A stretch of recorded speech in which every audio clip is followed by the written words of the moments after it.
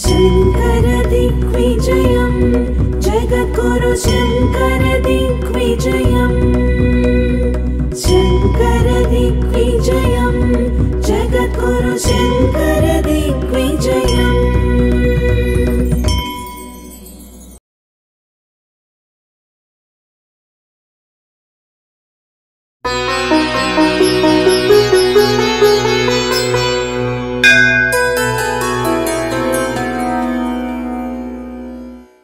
ఏ మహాపురుషుని పేరును స్మరిస్తేనే సమస్త పాపములు క్షయమై సమస్త సన్మంగళములు చేకూరుతాయో ఆ మహానుభావుడైన జగద్గురు ఆదిశంకరుల దివ్య చరితమే శంకర విజయము 13వ భాగము.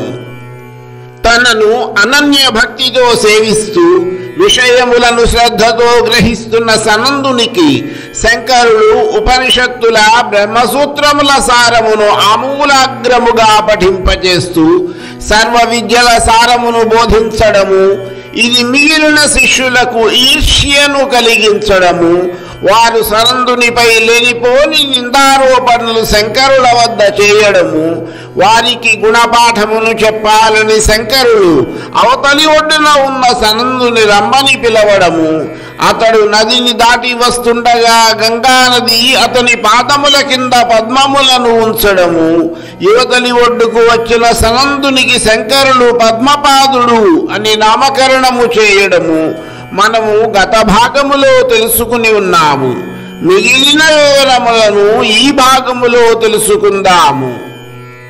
ఆ రోజులలో వేదాంతమునందు కనీస జ్ఞానము లేక తామే సర్వజ్ఞులమని విర్రవీగుతుండే పాశుపత మతస్థులు ఎక్కువగా ప్రబలి ఉన్నారు. వారు ద్వైత సిద్ధాంతమును పాటిస్తూ జీవుడు ఈశ్వరుడు వేరు అనే సిద్ధాంతమును కలిగి ఉండేవారు. ఆదిశంకరులు వారికి ఉపనిషత్తుల జ్ఞానమును ఆధారముగా చూపి జీవునికి ఈశ్వరునికి భేదము లేదు అనే విషయమును వారి చేతనే ఒప్పించి వారి గర్వము అణిగేలా చేశారు. శంకరులు చూపిస్తున్న అసమాన ప్రతిభాపాఠవములకు భాస్కరుడు, గుప్తమిశ్రుడు మొదలైన ద్వైతవాదులు తమ పరాజయమును అంగీకరించి శంకరుల సిద్ధాంతమును అంగీకరించారు. ఈ విధముగా వేదవ్యాసులు రచించిన సముద్రమంత లోతుగా ఉండి అత్యంత కఠినమైన గూఢమైన అర్థములతో ఉండి సామాన్యులకు అర్థము కాని బ్రహ్మసూత్రములకు ఆదిశంకరులు సులభమైన అందరికీ బోధపడే విధముగా భాష్యమును రచించి బ్రహ్మ విద్యను అందరికీ అందుబాటులోనికి తెచ్చారు. అదే కదా మహనీయుడైన ఆదిశంకరుల జన్మకు పరమార్థము. వేదములను నిరసించేవారు నాస్తికులు, పూర్వమీమాంస శాస్త్రములను తెలియని వారు ఉపనిషత్తుల అర్థమును సరిగా గ్రహించలేక వక్రభాష్యములు చేసేవారు, ఇలా ఎందరినో శంకరులు తమ వాద పటిమతో ఖండించి సన్మార్గములోనికి మళ్లిస్తూ వచ్చారు. ఈ విధముగా అనేక మంది పాషండులు, విషము వలె క్రక్కుతున్న అన్య మతస్థులు పాషండ మతస్థుల వాదనలను ఆ విషమును స్వీకరించడానికి పుడమిపై అవతరించిన పరమేశ్వరుని వలె ఆ గరళమును తాను స్వీకరిస్తూ అద్వైతము అనే అమృతమును లోకమునకు పంచిపెడుతూ ముందుకు సాగుతున్నారు ఆదిశంకరులు. ఆయన బోధిస్తున్న అద్వైత విద్య లోకములోని సమస్త ప్రాంతములలోనూ వ్యాపించి మహోజ్వలంగా వెలుగొందుతున్నది.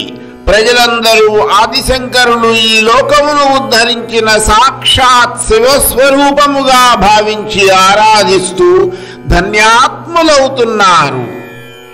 శంకరుల జీవితములో మరొక మహాద్భుతమైన విజయమును చేకూర్చే సంఘటన జరిగింది.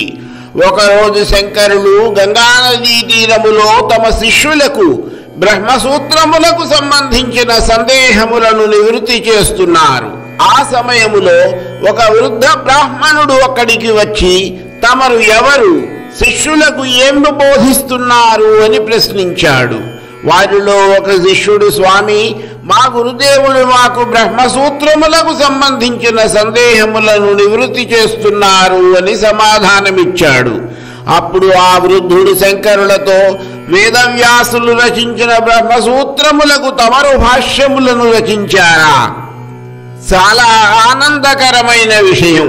అయితే బ్రహ్మసూత్రములలో ఏదో ఒక సూత్రమును ఉచ్చరించి అర్థమును తెలియచేయండి అని పలికాడు.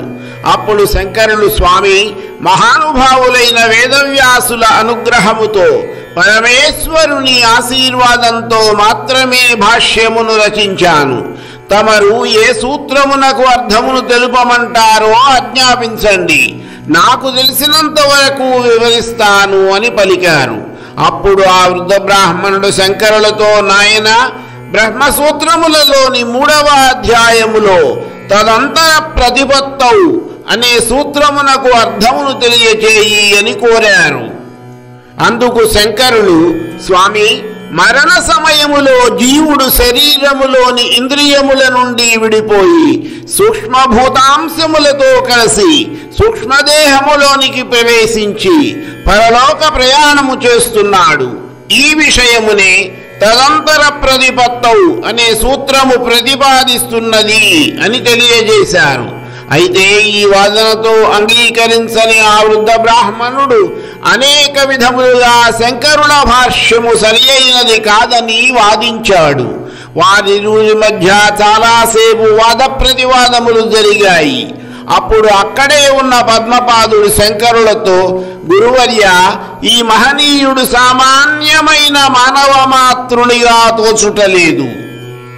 పరమేశ్వరుల ఆదేశముపై బ్రహ్మసూత్రములకు సరి అయిన భాష్యములు రచించిన తమతోనే ఇంతసేపు వాదిస్తున్నారంటే ఈయన తాము వ్రాసిన భాష్యమును పరీక్షించుటకు వచ్చిన సాక్షాత్ బ్రహ్మసూత్రములను రచించిన శ్రీ వేదవ్యాసమునింద్రులే అని నాకు తోచుచున్నది. గురుదేవా, తమరు సాక్షాత్ శంకరావతారులు. శ్రీ వేదవ్యాసమునింద్రులు సాక్షాత్ నారాయణ స్వరూపులు. శివకేశవులైన మీ ఇద్దరి మధ్య జరిగిన వాదములను విని అర్థము చేసుకోగలగడము మా పూర్వజన్మ సుకృతము అని పలికాడు. ఈ విషయమును అంగీకరించిన శంకరులు శ్రీ వేదవ్యాస మహర్షిని అనేక విధములుగా స్తుతించారు. ఈ విధముగా స్తుతించిన శంకరుల ముందు అపూర్వమైన తేజస్సుతో, బ్రహ్మ వర్చస్సుతో, విష్ణు స్వరూపమైన నీలమేఘశ్యామ వర్ణముతో, పులి చర్మమును ధరించి, దేహమంతా విభూతి రేఖలను దాల్చి, గలమున రుద్రాక్షమాలను ధరించి, విరబోసి ఉన్న జటలతో శివకేశవ స్వరూపముగా శ్రీ వేదవ్యాసులు ప్రత్యక్షమయ్యారు. వెంటనే శంకరులు శ్రీ వేదవ్యాసులకు సాష్టాంగ వందనమాచరించారు. అప్పుడు వేదవ్యాసులు శంకరులతో, నాయన, బ్రహ్మసూత్రములు నీవు ఎలా గ్రహించగలిగావు అని పరీక్షించదలిచి వచ్చాను. నీవు రచించిన భాష్యములు ఈ లోకమున అపూర్వమైన ఆదరణ పొందగలవు అని తెలియజేసి అంతర్ధానమయ్యారు. ఇది శంకరుల మరొక అద్భుత విజయము. శంకర దిగ్విజయం జగద్గురు శంకర దిగ్విజయం.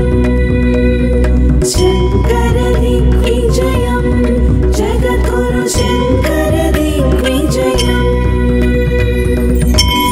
మిగిలినది తరువాయి భాగములో.